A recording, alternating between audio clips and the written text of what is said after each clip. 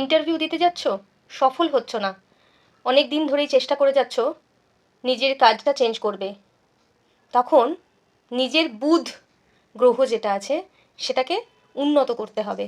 তার জন্য কি করতে হবে? আমাদের গণেশ আরাধনা করতে হবে। বুধবার করে গণেশজির পায়ে 21টি করে দূর্বা চড়াতে পারলে খুব ভালো হয়।